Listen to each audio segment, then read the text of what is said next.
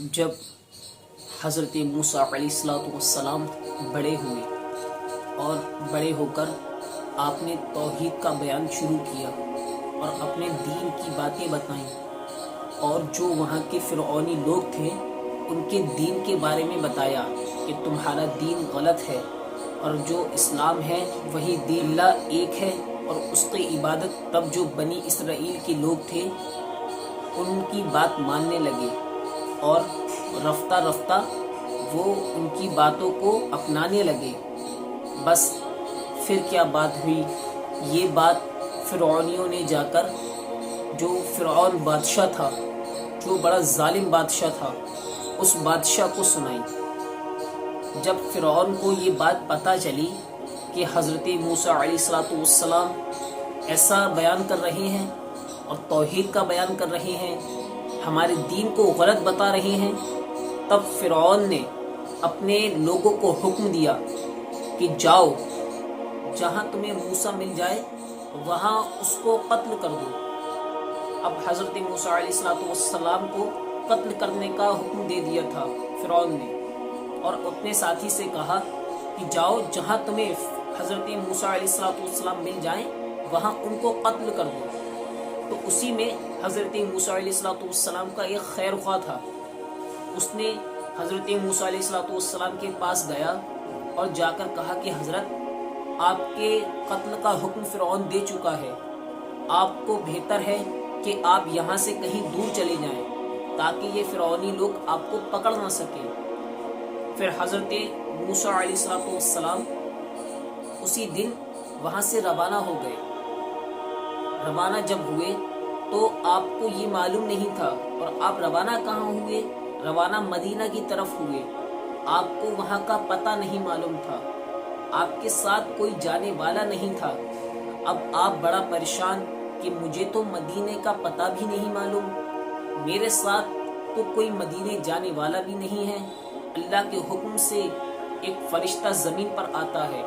اور حضرت موسیٰ علیہ السلام کو مدینہ تک لے کر جاتا ہے۔ وہ مدینے کا راستہ حضرت موسیٰ علیہ السلام کو دکھاتا ہے،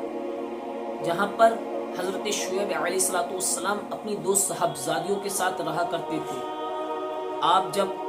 حضرت موسیٰ علیہ السلام جب مدینہ پہنچے تو وہاں کیا دیکھتے ہیں، انہیں میں ایک کنویں کے پاس لوگ اپنے جانوروں کو پانی پلا رہے ہیں، اور وہاں پر دو صاحبزادیاں ہیں جو بڑی حیا کا پیکر ہیں، وہ اپنے جانوروں کو لے کر ایک سائڈ سے کھڑی ہیں۔ حضرت موسیٰ علیہ السلام یہ ماجرا دیکھتے ہیں اور دیکھ کر وہاں ان کے پاس جاتے ہیں اور پوچھتے ہیں کہ کیا ماجرا ہے؟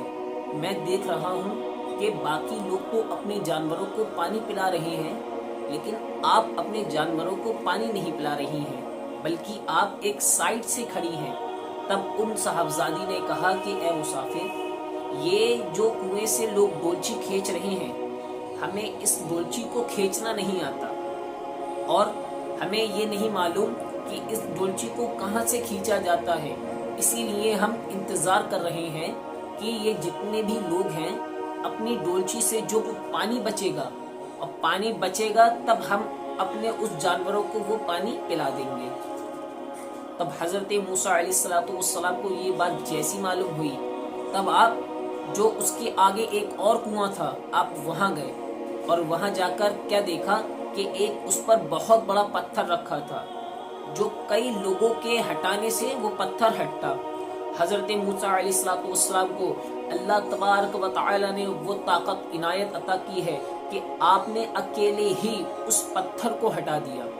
جب آپ نے اس پتھر کو ہٹایا اور اس ڈولچی سے پانی نکالا، پانی نکال کر ان صاحبزادیوں کو دیا اور کہا کہ لیجئے، آپ اپنے جانوروں کو پانی پلا دیجئے، تب ان صاحبزادیوں نے بڑی دعائیں دی اور بڑا متاثر ہوئی، اور وہ اپنے جانوروں کو لے کر اپنے گھر واپس آ گئی۔ جو ان کے بابا حضرت شعیب علیہ السلام، جب انہوں نے یہ ماجرا بتایا کہ بابا، ایک بہت نیک شریف مسافر آیا ہے، اس نے ہماری بڑی مدد کی اور وہ بڑا نیک پرہیزگار ہے، تب حضرت شعیب علیہ السلام نے جیسی ہی یہ بات سنی حضرت شعیب علیہ السلام نے بڑی صاحبزادی کو حکم دیا کہ آپ جائیں اور حضرت موسیٰ علیہ السلام کو میرے پاس لے کر آئیں۔ آپ جیسے ہی حضرت موسیٰ علیہ السلام کے پاس گئیں، بڑی شرم و حیا کے پیکر کے ساتھ آپ حضرت موسیٰ علیہ السلام کے پاس گئیں اور جا کر کہا کہ میرے بابا جان حضرت شعیب علیہ السلام نے آپ کو بلایا ہے۔ حضرت موسیٰ علیہ السلام ان کے آگے آگے اور آپ پیچھے پیچھے تھے۔ جب آپ حضرت موسیٰ علیہ السلام حضرت شعیب علیہ السلام کے پاس پہنچ کر آپ نے پورا ان کو ماجرا بتایا،